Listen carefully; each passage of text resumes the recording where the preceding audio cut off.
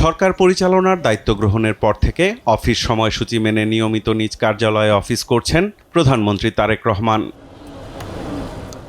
রবিবার সকাল ৯টার পরপর মন্ত্রিপরিষদের কার্যালয়ে অফিস করতে এসে সচিবালয়ের বিভিন্ন মন্ত্রণালয়ের দপ্তর পরিদর্শন করেন প্রধানমন্ত্রী। মন্ত্রী, প্রতিমন্ত্রী, সচিব সহ মন্ত্রণালয়গুলোর বিভিন্ন পর্যায়ের কর্মকর্তা কর্মচারীরা সময়সূচি মানছেন কিনা তা সরেজমিনে পরিদর্শন করেন সরকার প্রধান।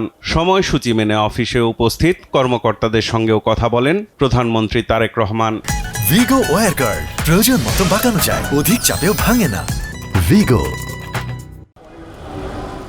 ঘণ্টাব্যাপী সচিবালয়ের বিভিন্ন মন্ত্রণালয় পরিদর্শন করে সোয়া 10টার দিকে মন্ত্রিপরিষদের নিজ কার্যালয়ে প্রবেশ করেন প্রধানমন্ত্রী। এদিন পহেলা বৈশাখ থেকে চালু হতে যাওয়া কৃষক কার্ড বিতরণে গঠিত কমিটির কাজের অগ্রগতি জানতে সংশ্লিষ্ট মন্ত্রণালয়ের মন্ত্রী, প্রতিমন্ত্রী, সচিব সহ ঊর্ধ্বতন কর্মকর্তাদের সাথে বৈঠক করেন প্রধানমন্ত্রী। প্রয়োজনীয় দিক নির্দেশনাও দেন তিনি।